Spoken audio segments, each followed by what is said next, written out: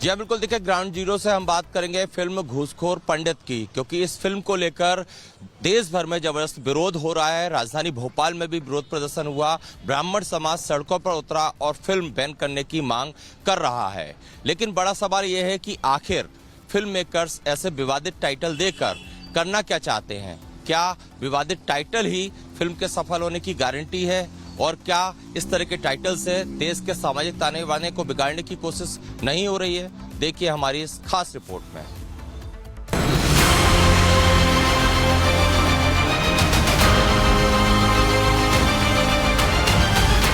वो दौर चला गया जब फिल्में समाज का आईना होती थी। फिल्म हो या वेब सीरीज अब सिर्फ विवाद का अखाड़ा बन गई है। कभी नाम को लेकर विवाद होता है तो कभी किरदार को लेकर। दिल्ली पुलिस के भ्रष्ट पुलिस अधिकारी के ऊपर बनी फिल्म घूसखोर पंडित का ट्रेलर रिलीज हुआ तो हंगामा खड़ा हो गया। ब्राह्मण समाज अब चंद्रशेखर आजाद बनेगा, ब्राह्मण समाज अब मंगल पांडे बनेगा, लेकिन इस फिल्म को वापिस करवा के रहेगा। आज हम परशुराम के वंशज हैं और जिस तरीके से ब्राह्मणों के खिलाफ अनगढ़ती पड़ी है, इसी वर्षा के माध्यम से आतताइयों का बंद करेंगे। सवाल फिल्म की कहानी पर नहीं बल्कि टाइटल पंडित यानी पंडित को घूसखोर कहने पर उठ रही है। घूसखोर पंडित मूवी के विरोध में ब्राह्मण समाज सड़कों पर उतरा है। फिलहाल आप तस्वीरें देखिए, तमाम ब्राह्मण समाज से जुड़े जो लोग हैं वो इस घूसखोर पंडित मूवी के विरोध में विरोध प्रदर्शन कर रहे हैं, क्योंकि इनका कहना है इससे कि इस मूवी से ब्राह्मणों का अपमान हो रहा है। देखिए, हाथों में फरसा लेकर ये लोग यहाँ पर तख्तियां लेकर विरोध प्रदर्शन करने उतरे हैं। भोपाल में प्रदर्शन करने वाले अखिल भारतीय ब्राह्मण समाज ने साफ कर दिया है कि किसी भी कीमत पर ब्राह्मणों का अपमान करने वाली फिल्म को रिलीज नहीं होने देंगे। आप पहले शीर्षक पे जाइए, घूसखोर ब्राह्मण। ये कौन सा शीर्षक है भाई? मनोज वाजपेयी, आपने शीर्षक देख के नहीं बनाई फिल्में? आप ब्राह्मण हो कि नहीं हो? आप क्या हाइब्रिड हो, क्या क्रॉस ब्रिड हो? दूसरा, नीरज पांडे जो डायरेक्टर है वो पांडे है, ब्राह्मण है कि नहीं है? उस पर भी मुझे शक है। इनका सबका डीएनए चेंज होना चाहिए। फिल्म ओटीटी पर रिलीज होनी है, लेकिन रिलीज से पहले ही विवादों में घिर गई है। ऐसे में पूछता है भारत ग्राउंड जीरो से, क्या फिल्म मेकर्स ने जानबूझकर ऐसा नाम रखा ताकि विवाद हो? पंडित शब्द के साथ घूसखोर क्या समाज की भावना आहत करने के लिए जोड़ा गया? और सबसे बड़ा सवाल तो ये है कि क्या घूसखोर पंडित टाइटल किसी मार्केटिंग रणनीति के तहत रखा गया है? हर चीज जब होती है इस देश के अंदर, मतलब सनातन को नष्ट करने के लिए, सनातन को बदनाम करने के लिए एक प्रकार का षड्यंत्र चल रहा है आज के सोशल मीडिया पर। अरे भाई, कभी अगर हिम्मत है, मैं कह रहा हूं, तो कभी ऐसा किसी मदरसा में, किसी मस्जिद में, किसी चर्च में, कहीं और का कोई सीन बना करके दिखाओ ना। बिल्कुल इस फिल्म पर रोक लगनी चाहिए और जो सनातन धर्म को बांटने की कोशिश करता है उसके ऊपर कार्रवाई होने की जरूरत है। पहले फिल्में सिर्फ बड़े पर्दे पर रिलीज होती थी। शुक्रवार का दिन फिल्म की रिलीज के लिए तय होता था। कंपटीशन भी कम था। लेकिन जब से ओटीटी आया है, फिल्मी दुनिया में प्रतिस्पर्धा बढ़ गई है। फिल्में आती हैं और चली जाती हैं। कई फिल्में तो अपनी मेकिंग का खर्चा तक नहीं निकाल पाती। इसलिए सवाल ये है कि क्या फिल्म को विवाद में फंसाकर लोगों का ध्यान आकर्षित करने और ज्यादा से ज्यादा मुनाफा कमाने के लिए पब्लिसिटी स्टंट किया जाता है? ये तय मानिए कि उन लोगों को ये अंदाजा नहीं है कि अपनी पब्लिसिटी के लिए जो उन्होंने किया, भले ही उनके इरादे गलत ना हो, लेकिन ये आगे कैसे असर छोड़ेगा। आपको मालूम है कि जैसे ही चैनल में कोई ये घूसखोर अधिकारी ब्राह्मण पकड़ा जाएगा तो यही बॉल बनेगी, घूसखोर पंडित। क्योंकि जितनी भी पहले फिल्में आई, गली गली चोर है। घूसखोर पंडित बेशक भ्रष्टाचार और सिस्टम की कमियों पर कटाक्ष करती हो, लेकिन सवाल ये है कि क्या ये कटाक्ष बिना जाति और धार्मिक वैमनस्य पैदा किए नहीं किया जा सकता था? फिलहाल फिल्म के निर्माताओं पर कई जगह एफआईआर दर्ज कर ली गई है। Bureau report, Republic Bharat.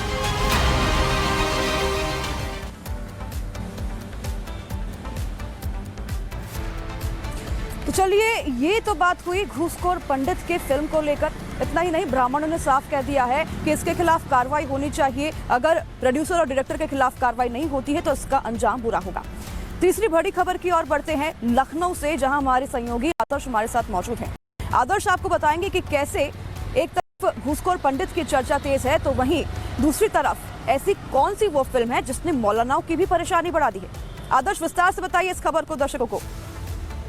बिल्कुल अनाया, एक और जहां फिल्म घूसखोर पंडित से ब्राह्मण नाराज है तो वहीं फिल्म गोदान से मौलाना परेशान हो रहे हैं। सीएम योगी ने हाल ही में गोदान फिल्म का पोस्टर रिलीज किया था और पोस्टर रिलीज होने के बाद ही देश के एक मौलाना ने इस फिल्म के खिलाफ मोर्चा खोल दिया है। आखिर मौलाना कारी इसहाक को इस फिल्म से क्या दिक्कत है? जब फिल्म देखी ही नहीं तो आखिर फिल्म के खिलाफ धार्मिक उन्माद फैलाने की कोशिश क्यों कर रहे हैं मौलाना? इसी से जुड़ी हमारी एक रिपोर्ट देखिए।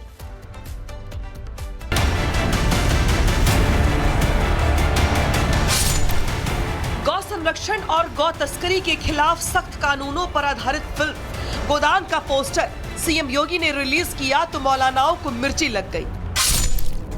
40 करोड़ रुपए के बजट से बनी फिल्म गोदान 6 फरवरी को रिलीज होगी। फिल्म के निर्माता इसे सामाजिक और सांस्कृतिक संदेश देने वाली फिल्म के रूप में प्रमोट कर रही हैं। सीएम योगी ने 31 जनवरी को फिल्म का पोस्टर भी लॉन्च किया था, लेकिन देवबंदी उलेमा मौलाना कारी इसहाक गोरा फिल्म की खिलाफत कर रही है। साथ ही लोगों से फिल्म का बाइकॉट करने की अपील भी की है। वो धर्म के नाम पर मूवी बनाते हैं, नफरत फैलाने वाला काम करते हैं।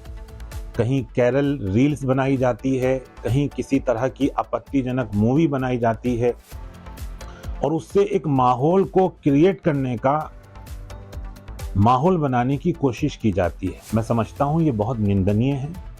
मुल्क के हालात पर कहीं ना कहीं आंच डालने की कोशिश है, अराजकता फैलाने की कोशिश है और इसकी हम कड़े अल्फाजों में मजम्मत करते हैं। मौलाना कारी इसहाक गोरा का आरोप है कि बॉलीवुड का एक वर्ग जानबूझकर ऐसे विषयों को चुन रहा है जिससे धार्मिक और सामाजिक तनाव पैदा हो। फिल्मों के जरिए एक खास समुदाय को निशाना बनाया जा रहा है जो देश की गंगा जमुनी तहजीब के लिए खतरा है। मुल्क के हालात पर कहीं ना कहीं आंच डालने की कोशिश है, अराजकता फैलाने की कोशिश है और इसकी हम कड़े अल्फाजों में मजम्मत करते हैं। और मैं तमाम लोगों से ये अपील करूंगा कि इस तरह की मूवी जो भी आए उसका बाइकॉट होना चाहिए और हमें याद रखना चाहिए खुसूसन मजहब इस्लाम इस तरह चीजों की इजाजत नहीं देता। गोदान फिल्म मुंशी प्रेमचंद्र के उपन्यास गोदान पर तो नहीं बनी है, लेकिन इस फिल्म का मूल संदेश भी गौ प्रेम ही है। मुंशी प्रेमचंद्र का गोदान सिर्फ एक गाय की कहानी नहीं है, बल्कि उन लाखों किसानों की पीड़ा है जो पूरी उम्र मेहनत करने के बाद भी अंत में केवल कर्ज और मौत ही पाते हैं। आज के युग की गोदान भी उसी कहानी को आगे बढ़ा रही है। फिल्म निर्माताओं का कहना है कि फिल्म किसी धर्म या समुदाय के खिलाफ नहीं है। फिल्म का मकसद भारतीय संस्कृति, गौवंश के वैज्ञानिक महत्व और शाकाहार को बढ़ावा देना है। तो फिर सवाल यह है कि बिना फिल्म देखे ही मौलाना आखिर विरोध क्यों कर रही हैं? Bureau report, Republic Bharat.